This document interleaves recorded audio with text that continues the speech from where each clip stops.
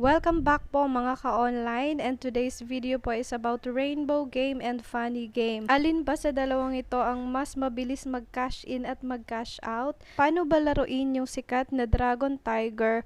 At i-discuss din po natin yung mga issues ng dalawang games na to. So, sobrang parehas po sila ng interface guys. So, parang kinapi lang ni funny game yung interface na rainbow game. So, para po magawan ko po ito ng video, ay parehas ko po silang sinubukan. So, samahan niyo po ako until the end of the video kung interested po kayong maglaro sa mga application na to.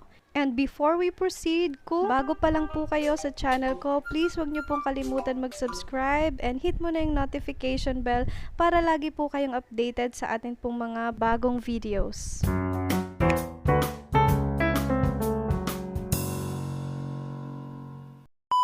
So, andito po tayo sa akin pong dashboard ng rainbow game. And ayan, makikita nyo po dito sa aking wallet, ipapakita ko yung akin pong first cash in na 200 pesos. And until now, waiting pa rin po ang kanyang result. So, yan po ay noon pang March 16. At ang first na ginawa ko ay nag-submit ako ng email dito po sa kanilang support. And then wala akong na-receive na response sa kanila ng mga ilang araw. So, punta na ako sa group nila sa Facebook, yung pong Rainbow Game group. And then, nakipag-chat na ako sa admin at saka po sa moderator. So, kaya pala po hindi pumasok yung aking cash in dahil yung reference number kong ginamit ay yung nandun mismo sa GCash. Yung gagamitin po palang reference number ay galing dun sa text sa GCash. So, magkaiba po siya. So, yung text na galing sa GCash, meron siyang 00 sa umpisa. So, yun lang po yung pagkakamali ko. Pero, hindi po nila ako matulungan. And, ang nagbigay lang talaga ng maayos na instruction sa akin ay yung pong last na admin na nakausap ko. So, ginawa ko po yung instruction na sinabi niya sa akin. And then, nung nilagay ko na yung reference number, ang nakalagay, already used na daw yung reference number ko. So, hindi ko na talaga makukuha yung 200 pesos. So, ibig sabihin, yung mga nakausap ko na moderator at yung isang admin, ewan ko sa kanila kung sino ang gumamit ng aking reference number. So, yun nakakainis na experience. So, yung pang mismong mga inaakala natin na tutulong sa atin, yung pang manggogoyo sa atin. Kasi po, wala naman akong ibang pinagbigyan ng reference number, kundi yung mga nauna lang din na mga moderator at admin. So, sila lang yung gumamit nun. Kaya naman po, kapag naka-experience kayo na nagkamali kayo ng paglalagay ng reference number, ituturo ko po sa inyo kung saan po yun i-correct. Mapunta po kayo sa Rainbow Game app nyo and then log in. Then, punta po kayo sa wallet. Tapos, pindutin nyo po yung kung magkano yung kinash in nyo. Dahil 200 yung kinash in ko, ito po yung pipindutin ko. And then, click po natin tong yes.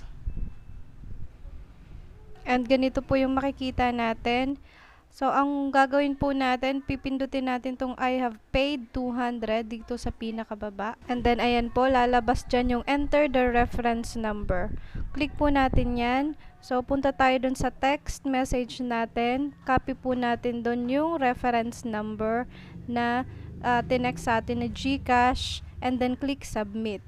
So, dapat po ang papasok sa account natin is 250 kasi meron po silang additional na 50 pesos sa mga magka-cash in ng 200. Ayan po, kapag po ganyan na nangyari at nagkamali kayo ng reference number, wag na po kayong mag-post sa Facebook page nila kasi po marami dong mandurugas. Sorry for the term, pero ganun talaga ang tawag sa mga taong nananamantala kasi naman pinaghirapan natin yung pera na yun. Kahit 200 lang yun, malaking bagay na rin yun. Pero syempre, hindi po natin nilalahat, marami pa rin naman po na tumutulong din talaga sa group na yun.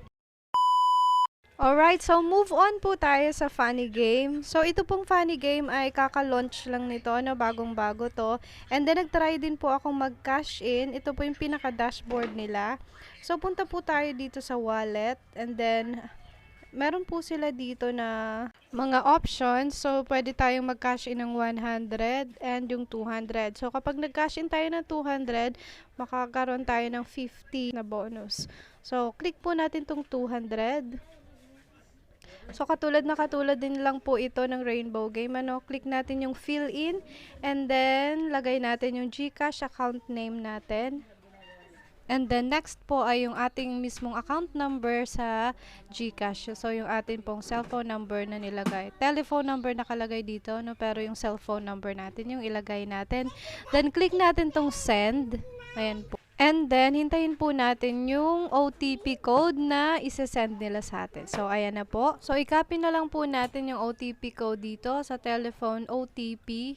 And then, click po natin tong save. Next po ay may lalabas po dyan na GCash mobile number na pagsasendan po natin itong 200. So, click po natin tong copy.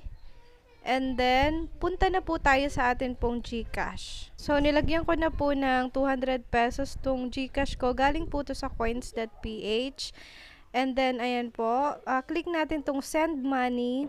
And then, piliin po natin tong pinaka nasa unahan, express send. And then, dun po natin ikakopy yung mobile number na binigay sa atin doon sa funny game. And then, click po natin yung amount, ilagay natin 200 pesos. Make sure po na exact amount yung ilalagay nyo. And then, click na po natin tong next. And then, next po, click na natin po itong send. So, ayan po yung pagsasenda natin. So, check po natin muna bago tayo mag-send. So, ayan, click na natin yung send. And then, okay na po, successfully sent na yung 200 natin. And makikita po natin dito, meron siyang reference number, no? Pero hindi po yan yung gagamitin natin. Yun pong mismong text message na sinend sa atin ni GCash. So, ito po yung gagamitin natin, yung my 000 sa unahan.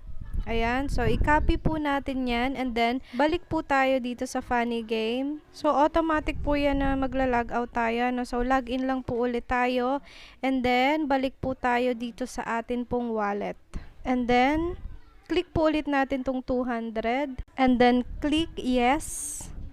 And then ayan po, makikita na natin dito yung paglalagyan natin ng reference number. Ayan po na nasa baba. And then, click na po natin tong submit. And ayan po, instant ang pagpasok ng atin pong cash in, ano. In fairness naman dito kay funny game.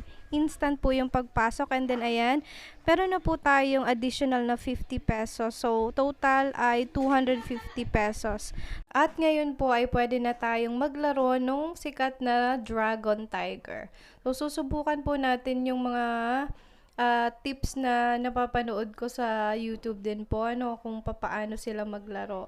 Tingnan po natin kung uubra din sa atin, ano. So, ayan po. So, click po natin tong Dragon Tiger. Ayan. Dito po sa ibaba, makikita natin kung magkano yung laman ng ating wallet, ano. Meron tayong 250. Ayan, so subukan natin mag-bet. Ay, naku, 100 yung na-bet ko. So kapag pala unang laro natin, naka-automatic na 100 siya. So, kailangan pindutin muna natin yung pinaka-minimum na bet, ano, yung 1, 5, 10. So, gusto ko lang sanang tumaya ng 10. Ayan, natalo tuloy tayo ng 100 pesos agad. So, ayan, 150 na lang yung atin pong balance. So, ayun po, dapat mag-ingat po tayo. Kailangan nating i-set yung ating bet into minimum. So, hanggat maaari 5 muna, no? So, titingnan muna natin yung galaw ng laro. Ayan po, first time ko po maglaro ng ganito. Ayan. Pero bago po ako maglaro, ay nag-research pa ako kung paano yung mga tips and tricks nila, no? Paano sila nananalo.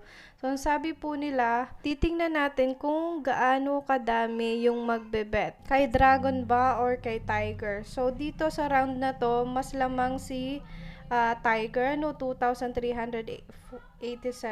Dito naman sa Dragon, 1,500 lang. So, nanalo nga itong mas mababa ang bet. And dapat daw, kailangan mag-bet tayo kapag ang timer ay nasa 3 or 2 na. So, dito po yan makikita yung timer na yan. So, meron po tayong 11 seconds para mag-bet.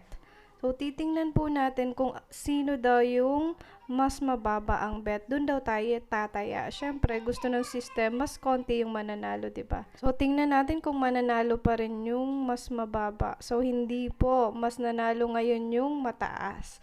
So, konti lang naman yung difference nila, no? So, ayan, natalo ulit tayo ng 10 pesos. Kasi tumaya tayo dun sa mas mababa.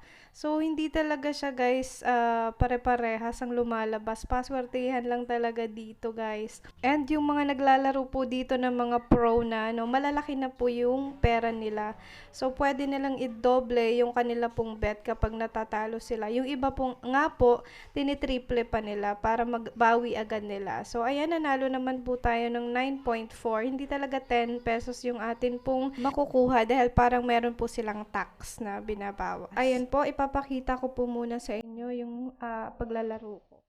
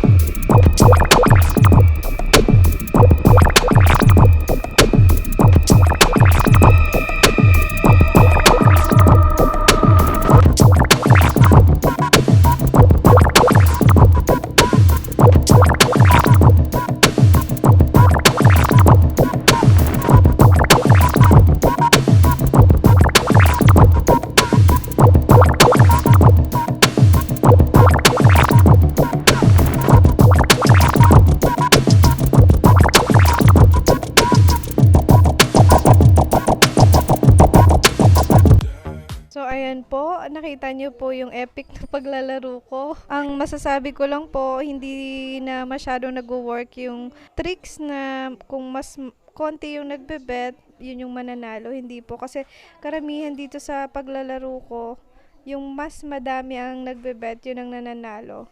So, ayan po, napaka-risky po ng larong to. Nasa sa inyo na po yan kung gusto nyo pong itry, ano.